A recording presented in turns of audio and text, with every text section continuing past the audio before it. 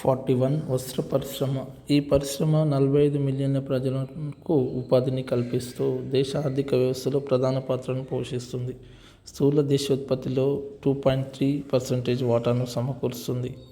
42 సరళీకరణ. అంతర్జాతీయ వ్యాపారంలో గతంలో ఉన్న ప్రభుత్వ నియంత్రణను తొలగించడాన్ని సరళీకరణ అంటారు. 43 గ్లోబల్ మార్కెట్ లేదా ప్రపంచీకరణ. ప్రపంచ దేశాల మధ్య వస్తు సేవలు మరియు శ్రామికుల మార్పిడిని గ్లోబల్ మార్కెట్ అంటారు లేదా ప్రపంచీకరణ అంటారు. 44 భారతదేశంలో తయారు చేయుట. Make in India. ఇండియాను ఉత్పాదక కేంద్రంగా మార్చడానికి 2014లో దీన్ని ప్రారంభించారు. దేశ విదేశ కంపెనీల ప్లాట్లను ఇండియాలో ఏర్పాట్లను చేసేలా ప్రోత్సహిస్తుంది. 45 తృతీయ రంగం లేదా సేవల రంగం. మొదటి రెండవ రంగాల అభివృద్ధికి అవసరమైన సౌకర్యాలను సేవల రంగం అందిస్తుంది. ఉదాహరణకు రవాణా, సమాచారం, బ్యాంకింగ్, బీమా, మార్కెటింగ్, విద్య మొదలైనవన్నీ సేవల రంగంలోని మొదలైన వృత్తులుగా చెప్పడం జరుగుతుంది.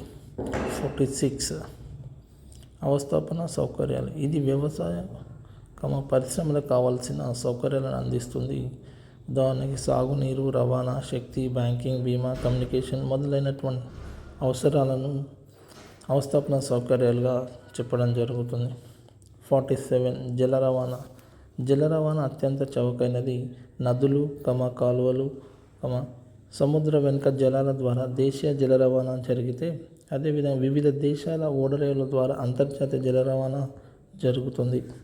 48 భారత్ నెట్. దీని క్రింద ఆప్టికల్, రేడియో, శాటిలైట్ సేవల ద్వారా బ్రాడ్బ్యాండ్ సేవలను అందుబాటులోకి తెస్తుంది. డిజిటల్ ఇండియాలో భాగంగా దేశంలోని 2.5 లక్షల గ్రామాలకి బ్రాడ్బ్యాండ్ వ్యవస్థను నిర్మిస్తుంది. 49 IRDA insurance regulatory development authority of India. బీమా రంగంలో విదేశీ సంస్థలను అనుమతించారు కాబట్టి బీమా వ్యాపార నియంత్రణ మరియు అభివృద్ధికి 1999లో IRDA చట్టంను ప్రవేశపెట్టారు. 50 సాధారణ బీమా సంస్థ. General insurance corporation. దీన్ని 1972లో ఏర్పాటు చేశారు. ఇది జీవితేతర బీమా సంస్థలను పనులను నిర్వర్తిస్తుంది. జాతీయం చేసిన తర్వాత సాధారణ బీమా కంపెనీలన్నింటినీ కలిపి 4 కంపెనీలుగా విభజించారు. ఇది పేద ప్రజలలోని పొదుపును ప్రోత్సహించడానికి దీని యొక్క ముఖ్య లక్ష్యం. 51 విదేశీ ప్రత్యక్ష పెట్టుబడి. Foreign direct investment. విదేశస్తులు వివిధ దేశాల్లోని సంస్థలలో యాజమాన్య హక్కుల కోసం నేరుగా పెట్టే పెట్టుబడిని FDI అంటారు. 52 విదేశీ వర్తక సంతులనం. ఒక సంవత్సర కాలంలో ఒక దేశపు ఎగుమతులు దిగుమతుల మధ్య గల నికర తేడాను విదేశీ వర్తక సంతులనం అంటారు. 53 విదేశీ వర్తక చెల్లింపుల సంతులనం లేదా శేషం. ఒక దేశం ప్రపంచ దేశాలతో చేసిన వర్తకంలో జమ ఖర్చుల నిర్వహణ రికార్డును విదేశీ వర్తక చెల్లింపుల శేషం అంటారు. 54 అదృశ్య అంశాలు. ఒక దేశం చేసే నౌకాయానం, వడ్డీలు, డివిడెండ్లు, టూరిజం లాంటి సేవలను అదృశ్య అంశాలు అంటారు. 55 trips trade related intellectual property rights. వ్యాపార సంబంధిత మేధో సంపత్తి హక్కులు.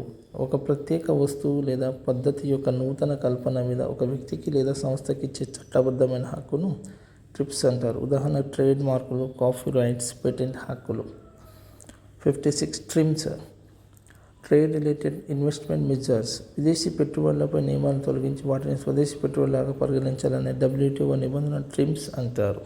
57 మోస్ట్ ఫేవర్డ్ నేషన్స్. అత్యంత అభిమాన దేశం. గాట్ సభ్య దేశాలన్నింటినీ సమానంగా చూడాలి. అనగా ఏదైనా ఒక దేశానికి రాయితీ ఇస్తే అన్ని దేశాలకు ఆ రాయితీలు వర్తిస్తాయి.